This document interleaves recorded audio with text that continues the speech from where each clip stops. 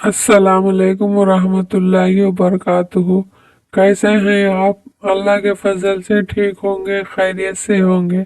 ये कहानी मंसूर और उसके दादा की है, इसे जरूर सुनिएगा। जब मैं मदरसे से वापस आया तो हकीम साहब को दादा के कमरे से निकलते हुए देखा।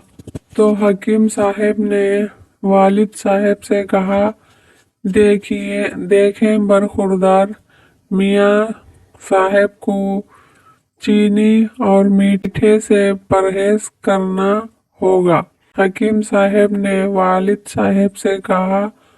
वालिद साहब ने हकीम साहब को दरवाजे तक रुखसत किया।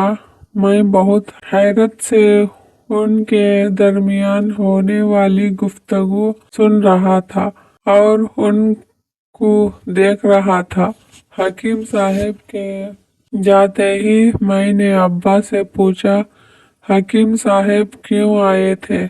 तुम्हारे दादा की तबीयत खराब है, उन्होंने बताया और जल्दी से दादा के कमरे में चले गए। मैं भी उनके पीछे दादा के कमरे में चला गया। दादा जान बिस्तर पर मजे से लेटे हुए गुड़ खा रहे थे। वालिद को आते देखकर गुड़ तकिए के नीचे छुपा दिया, मगर मैंने और वालिद साहब ने देख लिया था। देखिए अब्बा जी, अब आपको मीठा नहीं खाना चाहिए, हकीम साहब ने सख्ती से मना किया है। वालिद ने दादा के तकिए के नीचे से गुड़ की बड़ी सी डल्ली निकालकर मुझे दी और दादा से दरख्वास्त की कि वो मीठा ना खाए और मुझसे कहा, जाओ ये अपनी माँ को दे दो। और मैंने देखा कि दादा की नजरें मेरे हाथ में मौजूद गुड़ की डल्ली पर जमी हुई थी। मेरे जाने से पहले ही अब्बा कमरे से चले गए। इससे पहले कि मैं कमरे से निकलता, दादा ने मुझे आवाज दी, अरे मियाँ, ये मेरी चीज है, मुझे वापस दो। नहीं दादा, हकीम साहब ने मना किया है, आपकी तबीयत खराब है, मैं ये माँ को दे दे दूंगा, वो कोई मीठी चीज हमारे लिए बना देंगी। देते हो या? दादा गुस्से में और हल्की आवाज में कहा। नहीं, मैं भी जिद में आ गया। अरे मियाँ, तुम ये 1 रुपए का सिक्का लो और मेरी चीज मुझे दे दो। ठीक है, सौदा मंजूर है। मैं राजी हो गया और मैंने दादा को गुड़ की डल्ली दी और दादा ने मुझे 1 रुपए का सिक्का दे दिया। अभी अभी हमारा सौदा मुकम्मिल नहीं हुआ था कि वालिद साहब दोबारा कमरे में आए और दवाइयाँ मेज पर रखकर चले गए। मगर पकड़े जाने के खौफ से दादा ने गुड़ फौरन तकिए के नीचे रख दिया और हम रकम वाला हाथ कमर के पीछे रखकर खड़े हो गए। अचानक सिक्का हाथ से छूटकर नीचे गिर गया और लुढ़क कर दादा के बिस्तर के नीचे चला गया। वालिद साहब के चले जाने का इत्मीनान करके हमने झुककर सिक्का तलाश किया, मगर ना मिला, क्योंकि दादा के बिस्तर के नीचे ही उनके बचपन से जवानी तक का न जाने क्या क्या सामान महफूज था। कुछ सामान गद्दे के डब्बों में था। क्या हुआ? दादा ने पूछा। मैंने झुके झुके ही जवाब दिया, यहाँ अंधेरा बहुत है, सिक्का नजर नहीं आ रहा है, कोई लकड़ी लाओ और टॉर्च जलाकर देखो, सिक्का मिल जाएगा। दादा ने कहा। मैं चुपके से एक लकड़ी तलाश करके लाया। दादा के कमरे में टॉर्च रखी थी। उसकी मदद से बिस्तर के नीचे पेट के बल घुस गया के बाहर सिर्फ पाँव नजर आ रहे थे। जल्दी तलाश करो वरना कोई आ जाएगा, दादा ने डर जाहिर किया। देख तो रहा हूँ, मिल ही नहीं रहा।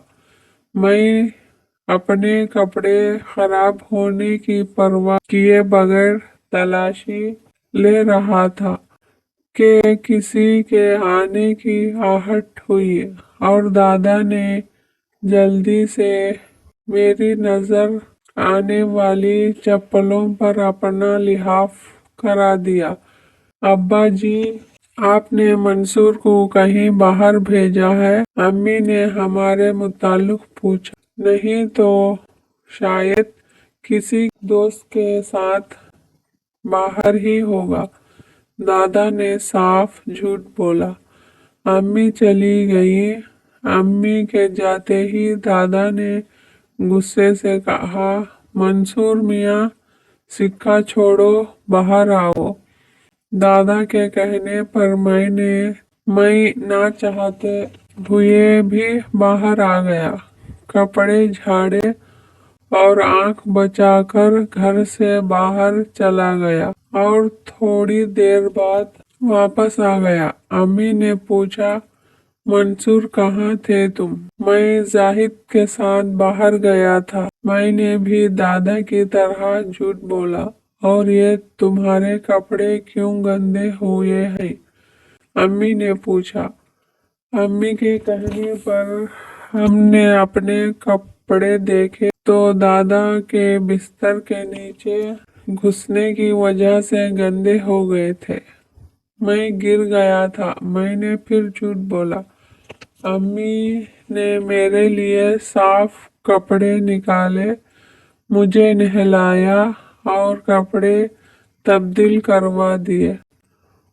मैं वक्तन वक्तन दादा के बिस्तर के नीचे अपना सिक्का तलाश करता रहा। ना जाने वो कहाँ चला गया था। मैं मदरसे से स्कूल और स्कूल से कॉलेज चला गया, मगर वो सिक्का नहीं भूला। फिर एक दिन दादा का इंतकाल हो गया और उनके इंतकाल के बाद वालिद साहब ने वो कमरा मुझे दे दिया ताकि मैं पढ़ाई पर पूरी तवज्जो दे सकूं।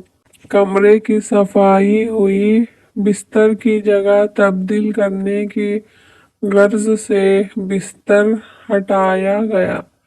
बिस्तर के नीचे की तमाम चीजें भी हटाई गई।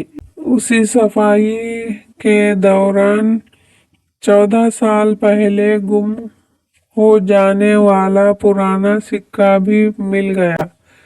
सिक्के के मिलते ही 14 साल पहले वाला मंसूर बनकर खुश हुआ और सिक्का जेब में रखकर खुशी से उछलने लगा। ये देखकर वालिद साहब बहुत हैरान हुए। उनके पूछने पर मैंने सिक्का गुम होने का किस्सा सुनाया। वालिद साहब मुस्कुराने लगे। वालिदा भी हंस पड़ी और मेरी नजरों में दादा का मुस्कुराता हुआ चेहरा लहरा गया।